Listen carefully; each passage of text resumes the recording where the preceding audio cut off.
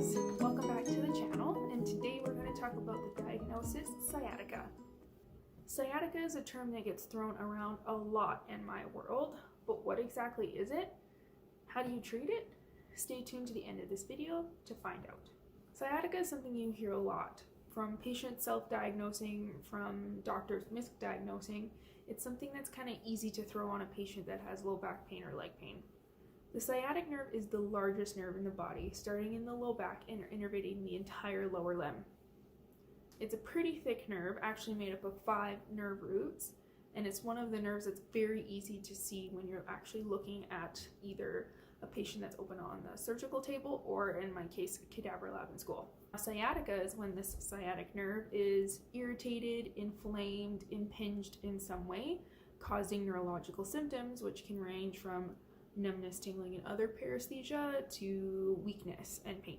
The cause of sciatica can come from a few different things. It can be a disc herniation, it can be degenerative disc disease, stenosis, piriformis syndrome, which we talked about in a previous video, arthritis, all sorts of things. True injury to the sciatic nerve is rare unless you've been in a car accident or had some other sort of trauma. It's usually one of the other previous diagnoses explained, which those tend to be more over time degenerative type issues. Now, sciatica can appear with or without back pain. If there is back pain, the leg pain tends to be worse of the two. Other symptoms include numbness, tingling, painful weakness, and most patients will explain the pain as a sharp shooting electrical type of sensation, and it will follow a pretty specific pattern depending on the nerve root that's impacted, which in this case is usually more of like an L5, L4 type thing. Sometimes a sudden movement like a cough or a sneeze can also increase the pain. This condition can become chronic, especially if it's not treated in the correct way. It is usually something that develops over time, though there is traumatic instances where it can be an issue. Some risk factors to developing sciatica include previous injury, obesity or being overweight, a very physical job, a weak core, bad biomechanics with lifting or sport or that sort of thing, diabetes, smoking, osteoarthritis, or just generally being inactive. Pregnant women also come into my office a lot with sciatica complaints just from the shifting of everything and the baby growing. It kind of puts a lot of stress on those structures, and they can develop sciatica as well while they are pregnant. Sometimes it resolves on its own after labor, but sometimes it actually can develop into a chronic issue postnatally and needs to be addressed. Here's some good news though. Sciatica is treatable and it doesn't need surgery. Most of the time, conservative care can actually be the way to go for something like this. Chiropractic care will look at finding the root cause and what's actually causing the sciatica and doing what we can to either reverse it if it's something like a bad biomechanics or being physically inactive or having some muscle weakness, or at least stopping or slowing down the progression if it's a degenerative issue like degenerative disc disease or osteoarthritis. We will look at, adjusting the joints to making sure they're moving properly, relaxing any muscles or treating any trigger points that are present, and strengthening and giving you an exercise program that can really make sure that everything is working properly and the muscles are moving correctly. You can also look at integrating things like massage and acupuncture to help with any muscle tightness, and the acupuncture can be great for aiding with any inflammation. If you do have some of the risk factors like smoking or being diabetic or being overweight, looking at some diet and lifestyle changes can also help reduce or completely reverse your sciatica. Some of the exercises that we can do for sciatica, or that I will commonly give, include breathing exercises, nerve flossing, a resting Z-lie position, as well as piriformis stretches. You can actually check out stuff for piriformis in a video. I'll link that below. We can go through the Z-lie and the breathing exercises and the nerve flossing here. So we'll do that at the end of the video. If you have any comments or anything about sciatica or more questions, please do comment below. Please remember, I am not your doctor, I am just a doctor. So the best thing you can do is go in and get assessed by a physiotherapist, a chiropractor, someone like that, and they can give you a very specific treatment plan based on what your issue is.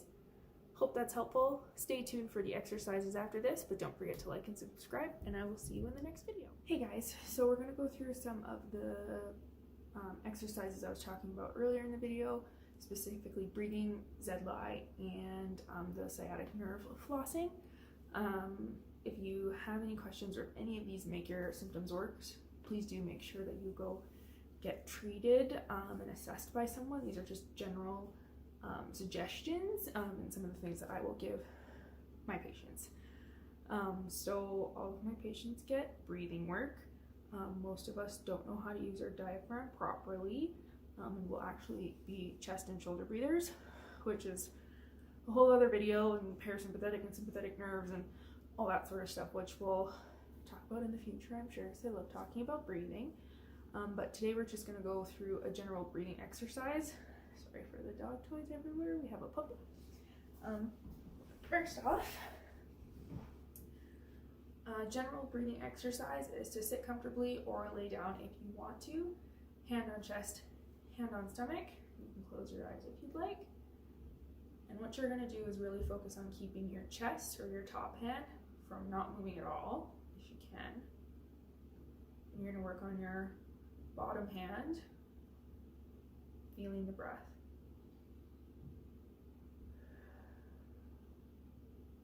We're not really going to worry about nasal versus mouth breathing at this point.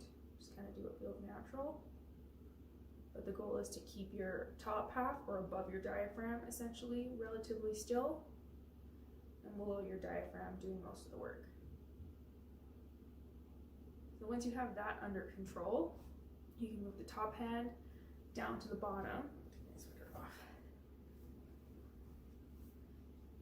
And you're actually going to put your hands kind of around your bottom ribs here, and still working on thinking about keeping your top half still. You're going to work on breathing out into the sides, into your ribs and your hands.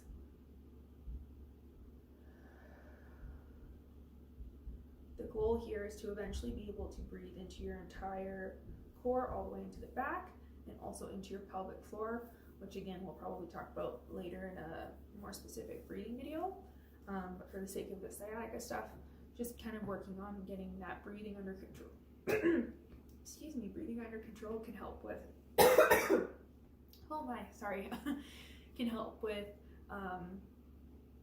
just kind of helping with manage pain and get your back nice and stable, and increasing the pressure you need to support your spine when you're doing big lifts or that sort of thing. The next one is a Z-lie position. So typically, imagine I have a chair here, I don't really feel like grabbing one. This is a rest position for people who have sciatica, type pain, low back pain, that sort of thing. And you're just gonna lay on your back, and then bring your legs to rest on top of the chair, and that's it. And you're just gonna use that as a rest position and relax there. So pretty straightforward. It can be a couch, it can be a kitchen chair, an office chair. You just want to have 90 degrees at the knees and hips for that.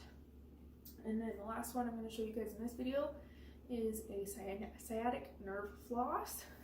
So basically what you're doing is taking your sciatic nerve, if we think about that as a spaghetti noodle, we want it to slide back and forth through the muscles and the tendons and all that stuff, nice and smooth without catching or anything, because that can cause pain, inflammation, all that sort of stuff.